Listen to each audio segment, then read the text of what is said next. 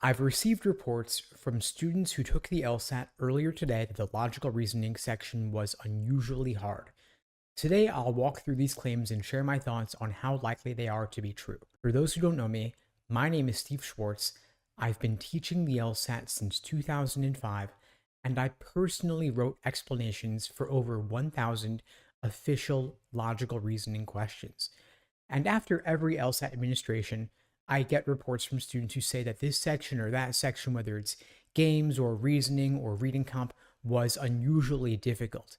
The thing is, the LSAT is standardized in difficulty, and these logical reasoning questions administered earlier today were tested out on prior LSAT administrations as the unofficial extra experimental section. It would undermine the legitimacy of the LSAT if they suddenly did something crazy.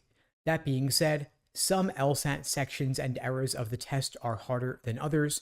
If logical reasoning is harder in a particular LSAT or in a particular period of time, it's going to be balanced out by a relatively easier logic games or reading comprehension section. And so I've been getting these reports that this section or that section for long enough over the course of my career that I'm pretty skeptical that any one LSAT is going to have something crazy happen. If anything, during a transitional period like this year with the removal of logic games after the June LSAT and this LSAT, the August LSAT, being the first one without logic games and with a double logical reasoning section, it's likely that LSAC would look to minimize changes to the test because the format change alone is stress-inducing enough.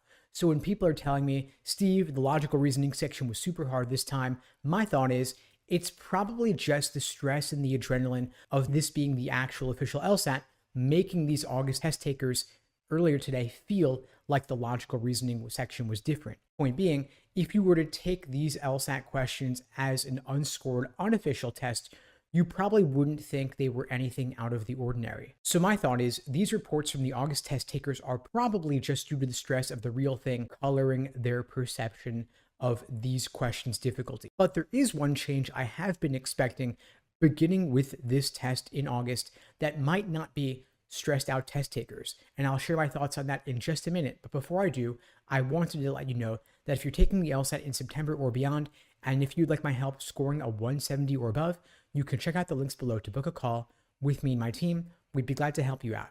So the change I'm expecting is that LSAC, while they're not necessarily looking to increase the difficulty level of the questions, they may be including more questions involving quantitative reasoning, more questions involving formal logic, beginning with this test happening right now in August. Over the past several months, going back to at least November of last year, I've been receiving reports from students who said that their unscored experimental sections contained more questions involving formal logic, numbers versus percentages, absolute versus relative values. And so it may be that starting with this August test, the students reporting these tougher questions may simply be saying these questions involving formal logic were increased in their prevalence on this test versus the previously administered LSAT prep tests. Of course, this would not be some new radical type of question. This would be nothing that we haven't already seen before, but there may be an increased proportion of these questions being tested out on the LSAT since LSAC can no longer test these concepts in the logic game section, since of course there is no more logic game section starting with this LSAT in August and going forward. As for whether this happened earlier today, I can't yet say because our sample size of students reporting isn't really large enough because these are just the students in the first half of the first day of the August LSAT. After the August LSAT is concluded during this testing period, we'll have a larger sample and a better sense of what actually went on. But even so, of course, student reports are notoriously unreliable because we don't have the data, we don't have the actual ability to look at what happened on these tests. The best indication will really be when LSAC releases another official LSAT prep test inside LawHub. It'll probably be numbered LSAT number 159 since LSAC renumbered all the prep tests from 101 to 158. 159 is the next logical numbering for the LSAT we can expect and hope it'll come out sometime this calendar year, and that will give us a more concrete sense of the evolution of the test. Anyway, folks, that's all for now.